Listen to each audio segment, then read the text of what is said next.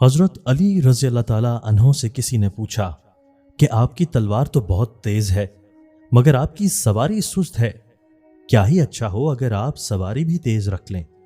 حضرت علی رضی اللہ تعالیٰ عنہ نے فرمایا، تیز سواری کی ضرورت دو قسم کے لوگوں کو ہوتی ہے، ایک وہ جو میدان سے ڈر کر فرار ہونا چاہتے ہیں، دوسرے وہ جو بھاگتے ہوئے کا پیچھا مال غنیمت کے لیے کرتے ہیں، اور میں دونوں کام ہی نہیں کرتا۔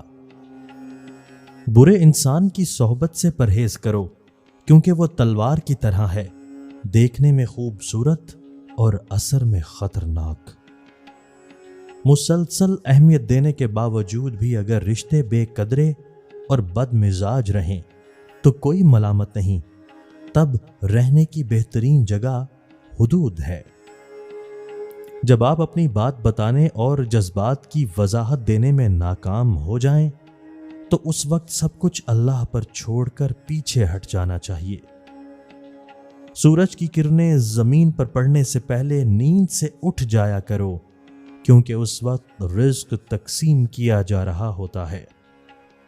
جب زبان سے جھوٹ نکلنا بند ہو جائے، اس زبان سے نکلی ہوئی ہر دعا قبول ہوتی ہے۔ زمانے نے عجیب پلٹا کھایا ہے۔